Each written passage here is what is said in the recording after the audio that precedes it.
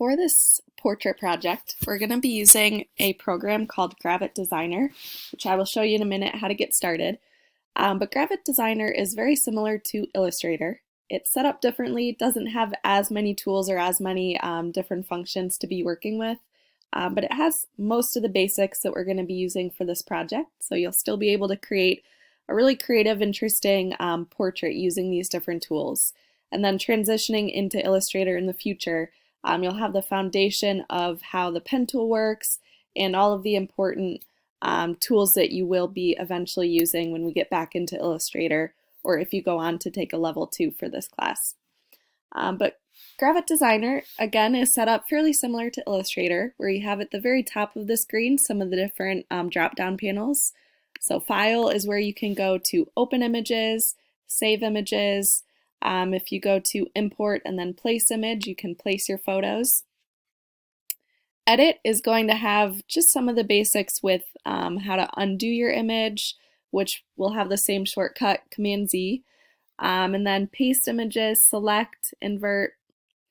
Modify is where you're going to be able to do a lot with some of the different shapes that we create. So we'll be referring back to this in later practice images a lot. And then there's View, and then Help if you have a specific thing that you want to look for. There's also a bunch of additional tutorials and videos that you can go to if you go to Learn, and then Tutorials. So if you want to either further what we're working with, or if you're wanting to just look at something for your own use, definitely check out some of those tutorials. On the left side of the screen, you're going to find the Layers panel, which again is similar to Illustrator or even how Photoshop is set up. But every shape that you're creating, or every path, is going to automatically create a new layer, which is nice. We'll also be looking at how to organize those layers in the future so that those are going to be easy to work with. And then if you come over to the right of the screen here, when you create shapes, so each of these are different shapes, but when you create them, there's multiple settings that we'll work with for the shapes. So you can fill your shape with color using the eyedropper tool, or if you click directly on that circle, you can manually create the color that you want to work with. Towards the bottom, there is a bunch of additional effects that you can use. So there's blur, color adjust, drop shadow, inner shadow, and then there's a few more here as well that we'll be working with in the future on future practice images. But now that we've kind of gone over the basic layout, I want you to go to the link for Gravit Designer and open that up. So it should bring you to a page that looks like this. And you're going to just hit Get Started. And I'm already logged in, but it should bring you to a login screen. And you can just log in using your Brunswick email. I'm going to open an image from my computer. So you should have downloaded the first practice image, and I'm just going to open that image right now. So that first practice image looks like this. What I want you to do today is just work with the basics of the pen tool that we'll look at. So how to use the pen tool to create simple shapes, and then start to get a little more familiar with how it works in Gravit Designer, outlining some more shapes such as this flower here. But to get started with the pen tool, and it's actually called the Path tool in Gravit Designer, but to get started, I'm going to click on the pen tool here. And I'm just going to start with the straight line, just to get the feel for how this pen tool works.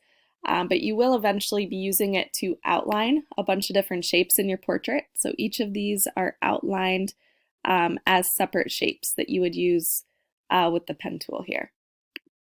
So definitely good to get a feel for how it works. And I'm going to click to create my first anchor point where I want my line to start. And then to create the end of that anchor point, I'm going to click again. So created 2 anchor points there. And now there's a line extending off of this, showing me that I can continue my shape. But I'm just going to hit Enter on my keyboard to end the line. So then I'm going to click back on that pen tool and practice more of this zigzag shape. So I'm going to again create an anchor point every time I want my line to change direction. So I'm just trying to follow along with that line the best I can to get the feel for the pen tool. And then I'm going to hit enter to close that shape again. Grab the pen tool and outline the rectangle. And now for the rectangle, I'm going to make sure I close the shape. So anytime you're creating a shape, you want to start and end at the same spot. So I'm going to do that. And then go ahead and practice filling that with a color. So if you go down to where it says fill, you can click on that little white circle, choose a color to add to your square. And then I actually clicked off of my square so you can see that all of those settings disappeared. If that happens, or if you want to go back and change something, you want to click on your selection tool, which is similar to Illustrator, where you have the selection tool here called the pointer tool that will select your shape. It will also select an overall shape.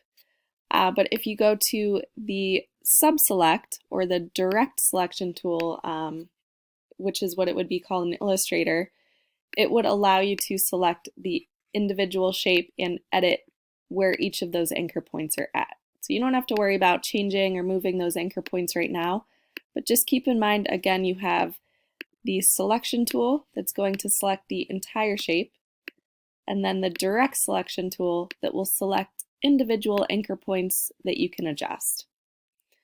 You'll notice as well, when I was first trying to select the shape, it was not letting me because I had my background image unlocked, so it was only selecting my background image. So I would just make sure at some point you click on that background image, hit the lock button, that way it's out of the way, and we can select the individual shapes that you create. And you can work with some of those other effects there as well if you would like to play around with them. For the border, I'm going to change the color of my border as well, and then change the size just so you can practice and see how that works. So I changed that size to 4. So far using the pen tool, we've done the straight lines. I want to practice a little bit with creating the wavy lines, which is a little bit trickier. But to create the wavy lines, you're going to start the same way. So I'm just going to click once to create my first anchor point. And then I'm going to come down to where the line or this curve starts to kind of change direction. So down kind of in the middle of that curve there. And then instead of clicking and letting go, I'm going to click and pull down with the anchor point here, which is creating something called a handle. So that straight line that you see coming off of this center dot here is called the handle, which is going to allow you to create the curve of your shape or of the line here. So I'm going to try to line that handle up so that the curve of my line continues as that wave there. And then I'm going to click back on that last anchor point so that I get rid of the handle, which allows me to have a straight line so I can create the curve how I want that to look, or create the wave how I want it to be angled.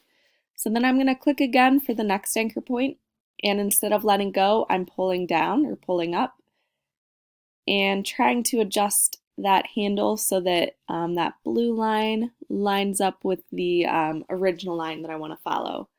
And again, I'm going to click back on that last anchor point so I can get rid of this half of the handle, extend that line out to where it starts to change direction, pull down, line that up, go back, and then I'm going to click one more time here and pull to the side, and then adjust the angle.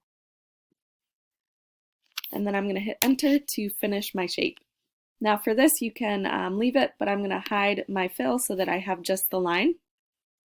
And then the last step I want you to do is this flower. So try using that pen tool to outline the flower the best you can. So again, I'm just clicking, pulling to the side, and creating a new anchor point every time that line changes direction. And you can decide the colors that you want. You can play around with the fill, but give this a try just outlining all the way around the flower as well using the pen tool.